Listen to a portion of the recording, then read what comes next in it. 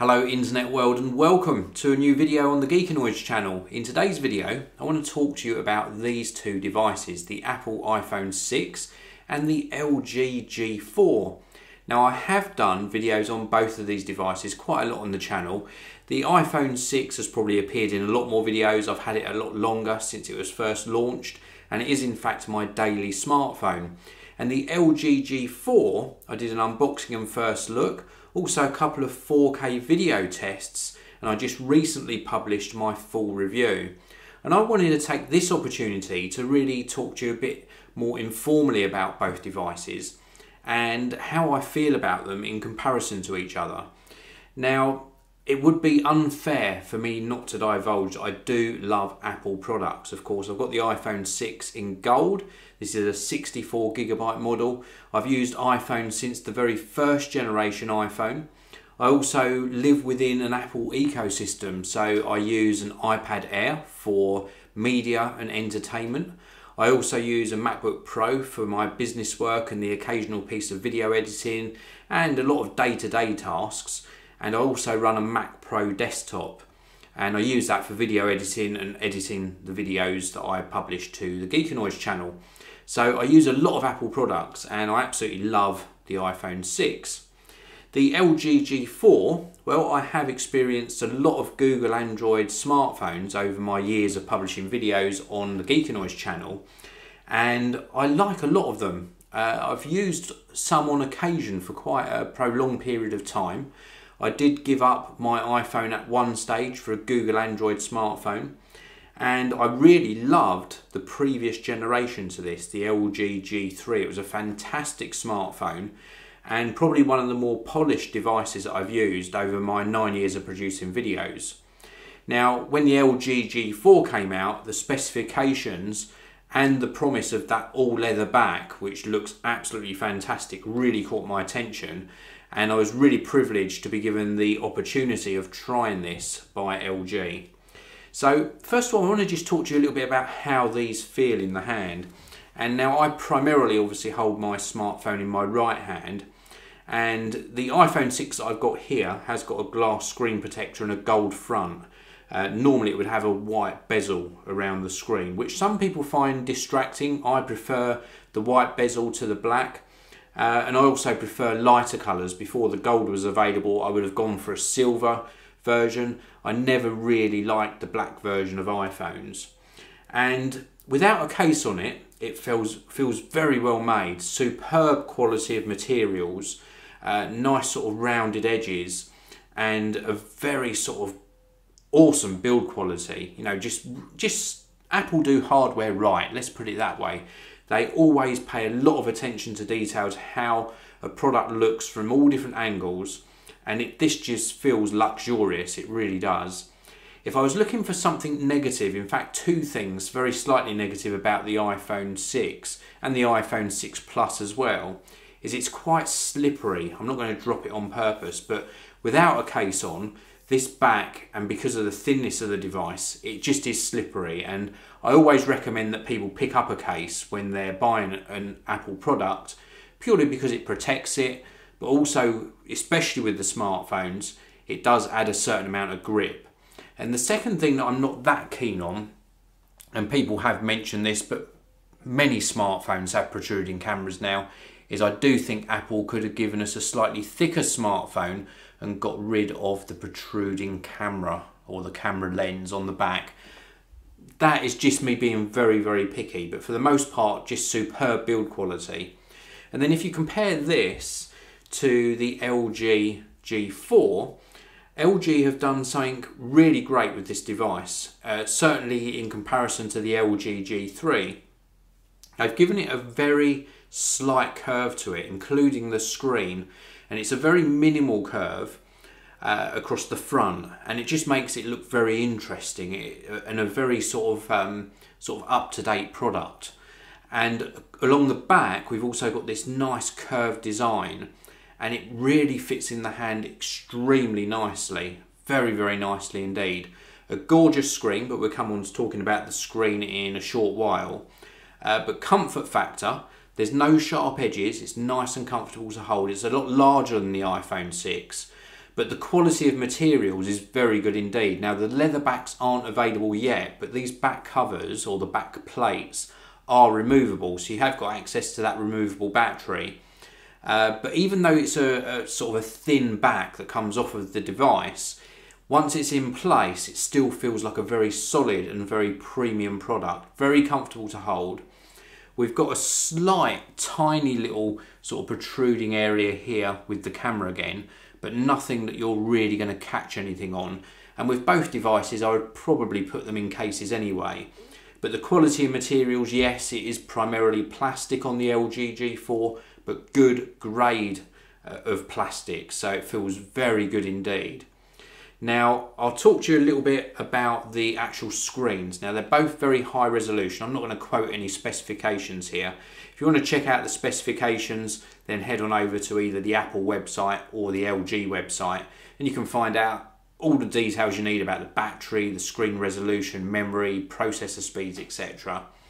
But the actual screens on both, when you're looking at them, the LG G4 screen, in fact let's give you a little close-up. I know I've got a brighter background on the LG G4, but the LG G4 screen has really good viewing angles and is superb outdoors, better than the iPhone 6 in my opinion. And the resolution, well, it might be slightly higher on one than the other, but when you're looking them up close, you can't really see any pixels on the text, and they're just really very, very nice. I would say that the colours on the iPhone 6 screen are a little bit more natural when you're looking at photos, and the colours on the LG G4 seem to pop a little bit more, so a little bit more oversaturated. Now, let's talk about batteries. Of course, on the iPhone 6, you haven't got to use a replaceable battery. So you charge this at the beginning of the day or overnight, you take it out with you all day, and it will, for medium to heavy use, just about get you through a whole day. When I take this down to London, when I travel down on a business trip or just a shopping trip to London, this will last a whole day just about. I do find that if I really use it heavily throughout the day, and that's things like using the camera a lot, then on my train journey back home from London, which is about a 50-minute to an hour journey on the fast high-speed train, is a good opportunity to recharge this. If I didn't charge it, then I would worry about it running out before sort of 6 or 7 p.m. in the evening. But that's only when I use it really heavily, and that's recording a lot of video. If you just use it normally for normal business communications and you're getting on with day-to-day tasks and not living with your smartphone in your hand all day, then this is perfectly fine for all-day use. Now, the LG G4 has the benefit of the replaceable backs, of course, so you can get into the battery. So if this did run out midway through the day, then you could replace the battery with another one, a spare one that you've already got charged up. Now, I want to talk to you a little bit more in more detail about this, because a lot of people say things like with the Samsung Galaxy S6 and S6 Edge, Samsung got rid of the user replaceable batteries. So much like the iPhone 6 and the iPhone 6 Plus, you're relying on that lasting you throughout the whole day. Well, I've had smartphones with replaceable batteries before, including the Samsung Galaxy S5 and generations before that. And not once did I have a second battery. Now, I know people do have second batteries and they carry them with them, but I think the convenience of a replaceable battery is sort of neither here nor there. Because if you really are concerned about that, you can get these rechargeable battery packs and carry them around with you and use them to recharge your smartphone. And that's in fact what I do with the iPhone 6. And they come with a USB to micro USB cable, or you use your own device's cable. And if I was carrying around a spare battery for this, it would only work in the LG G4 and nothing else. If I carry around one of these rechargeable backup battery packs, I can use that to charge my LG G4. If I'm carrying my iPhone 6 as well, I can use it to recharge my iPhone 6. And if I'm carrying a compact camera, I can use it to recharge that as well. So it's really a no-brainer. Instead of a user replaceable battery, I would say forget about that. Even if you can replace the battery, pick up one of these rechargeable battery packs and use that instead. Onto the battery life of the LG G4. this easily lasts a whole day between charges, from sort of 7 AM in the morning all the way through to 9 or 10 PM at night, absolutely fine, with the same exception as the iPhone 6, and that's if you're using the camera a lot, especially for recording 4K video, then you will deplete the battery a lot quicker. So let's talk a little bit about performance. Which one performs better? Well, I can run benchmarks on these and the numbers would differ. It would probably come out that the LG G4 was slightly faster than the iPhone 6, and so be it. But in day-to-day use with your applications, you are not going to notice any discernible difference between the two devices. Both of them perform absolutely fine and you're not going to have any issues with them. The only issues you might have is with capacity. So if you've bought a 64 gigabyte iPhone and not a higher capacity model, then when you run out of sort of memory on here or storage, you're going to have to offload some of that photos or videos maybe into the cloud to free up some footage. With the LG G4, of course, you can add a micro SD card and store everything on there, and you could add up to probably 2 gigabytes if you could find a card big enough. So this has got the benefit of having upgradable memory if you so wish. But for my use case scenario, I have automatic backup of my photos and videos to the cloud on both devices.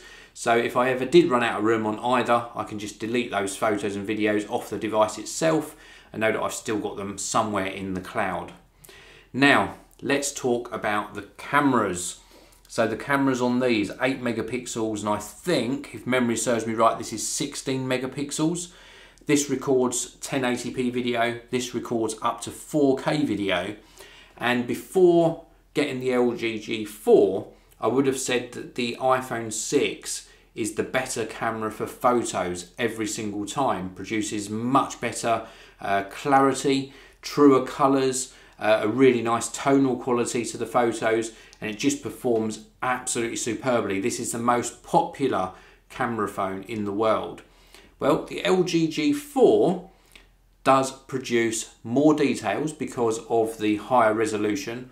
The tonal quality is absolutely superb on the LG G4 photos, and I think that it's a much better camera. The optics are better, it's faster to focus, the colours are just as accurate as on the iPhone 6, but you have got that extra resolution. I think this is a much better camera for photography.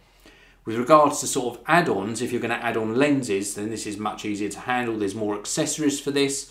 So if you're going to add an holo clip lens or some other manufacturer's telephoto or macro lens, then of course the iPhone 6 is a little bit more flexible. With regards to video, both of these produce really nice quality video. I think the smoother video comes out of the iPhone 6, but when you're looking at resolution, of course the LG G4 wins out. 4K resolution video, absolutely superb detail, and it captures amazing audio as well. So if I was going to choose either of these devices on the camera alone, I would choose the LG G4 without a doubt. This is a superb camera. Now let's talk a little bit about media consumption. Both of these are fine for browsing the internet, listening to music and watching back videos. If you want a slightly better immersive video experience, then the LG G4 wins again. With regards to overall user interface and user experience though, it really does come down to whether you prefer iOS or Google Android. For me, I'm a real iOS fan, but if this was taken out of the equation and I wasn't so used to it, because familiarity is a big decision when you're upgrading your smartphone, then I would definitely choose the LG G4 over the iPhone 6. That might come as a big surprise to you, but I'm absolutely in love with this smartphone. It is superb, and I think it beats the Samsung Galaxy S6, it beats the Samsung Galaxy S6 Edge, definitely beats the HTC One M9, and if I wasn't so used to the iPhone 6, I would be perfectly happy with this as my daily smartphone. In fact, I find myself carrying it in addition to the iPhone 6 nowadays, purely because of the camera. So I hope that sort of helped you. It's given you my insight in a bit more detail in addition to my review that I also published about the LG G4. I will leave a link to that review if you'd like to watch it. I'll also leave a link to both the 4K video samples, so please do check those out.